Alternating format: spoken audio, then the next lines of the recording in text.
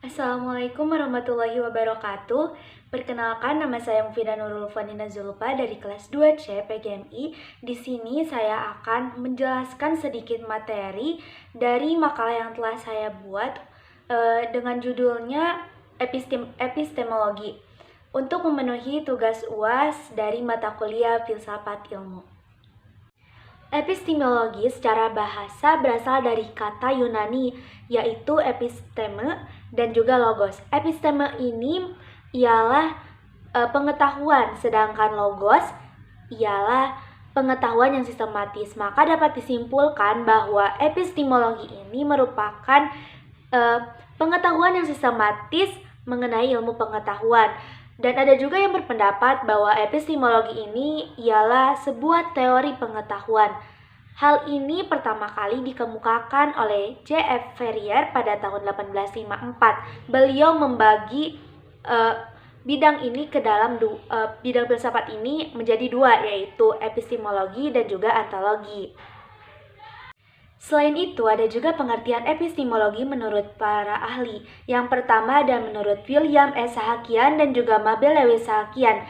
Mereka berpendapat bahwa epistemologi ini merupakan pembahasan mengenai bagaimana kita mendapatkan pengetahuan, apa sumbernya, apa hakikat pengetahuan tersebut, apa ruang lingkupnya, dan sampai di mana pengetahuan yang kita dapatkan itu apakah mungkin bisa ditangkap oleh manusia.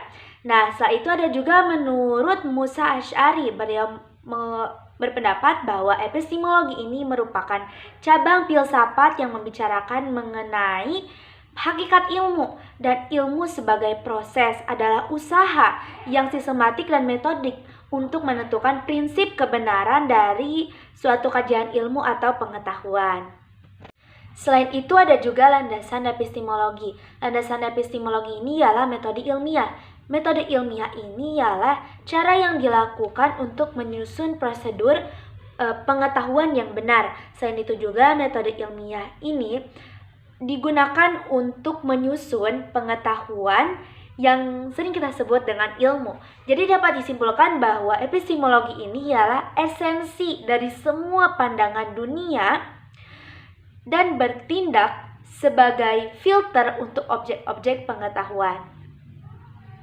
Baik, kita beralih ke pembahasan selanjutnya, yaitu ruang lingkup epistemologi. Di sini ada dua ahli yang berpendapat. Yang pertama, menurut A.M. Arifin, beliau berpendapat bahwa ruang lingkup epistemologi ini terbagi menjadi tiga. Yang pertama ada hakikat pengetahuan, yang kedua ada sumber pengetahuan, dan yang ketiga validitas pengetahuan. Dan yang satu lagi menurut Mudol Ahmad, beliau membagi menjadi 5 ruang lingkup epistemologi. Yang pertama hakikat hakikat pengetahuan, yang kedua unsur pengetahuan, yang ketiga macam pengetahuan, yang keempat tumpuan pengetahuan, dan yang kelima batas pengetahuan. Baik, selanjutnya ada aliran-aliran epistemologi. Di sini ada 6 aliran epistemologi. Yang pertama ada empirisme, yang kedua ada rasionalisme, yang ketiga ada positivisme, yang keempat ada intuisionisme, yang kelima ada kritisme, dan yang keenam ada idealisme. Baik, saya akan menjelaskan secara singkat aliran-aliran tersebut. Yang pertama, empirisme. Empirisme di sini berasal dari kata empiria yang berarti pengalaman. Jadi, aliran ini menjadikan manusia memperoleh pengetahuan dari atau melalui pengalaman. Pengalaman apa sih yang dimaksud di sini? Yaitu pengalaman indrawi. Selanjutnya, rasionalisme. Rasionalisme ini merupakan akal yang menjadikan dasar kepastian pengetahuan.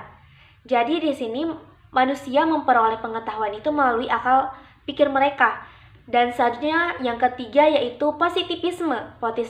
Positivisme ini tidak berdiri sendiri. Dia menyempurnakan aliran dari aliran empirisme dan juga rasionalisme melalui eksperimen-eksperimen. Baik, yang keempat ada intuisionisme. Intuisionisme ini ialah suatu aliran yang tidak hanya indera dan juga akal yang terbatas, tetapi objek juga pasti akan terus bertambah. Dengan cara pikiran kita memahami objek dengan cara memusatkan perhatian padanya. Nah, selanjutnya ada kritisme. Kritisme di sini ialah cara berpikir kita yang kritis dengan memanfaatkan nalar kita yang tinggi.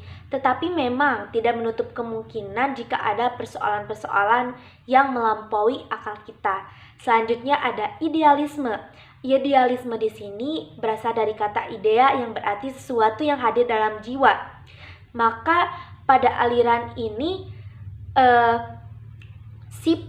cara kita memahami sifat dunia fisik itu melalui jiwa dan juga roh. Selain itu ada juga pengaruh epistemologi bagi peradaban manusia, di mana kemajuan peradaban manusia atau sains dan juga teknologi ini pasti dipengaruhi oleh epistemologi. Tidak ada manusia yang bisa memajukan sains dan juga teknologi tanpa adanya campur tangan dari epistemologi. Selain itu, dalam ilmu pengetahuan ini sebagai pondasi kita, misalnya dalam sosmed, karena pada zaman sekarang ini manusia cenderung lebih percaya pada informasi-informasi tanpa menyaringnya terlebih dahulu. Maka di sini diperlukanlah epistemologi ini. Selain itu juga epistemologi ini membekali daya kritik kita yang tinggi terhadap konsep-konsep atau teori-teori yang ada. Mungkin cukup sekian penjelasan tentang makalah yang telah saya buat. Mohon maaf bila ada salah-salah kata dalam cara penyampaian ataupun dalam menjelaskan. Wabillahi taufiq wal hidayah. Wassalamualaikum warahmatullahi wabarakatuh.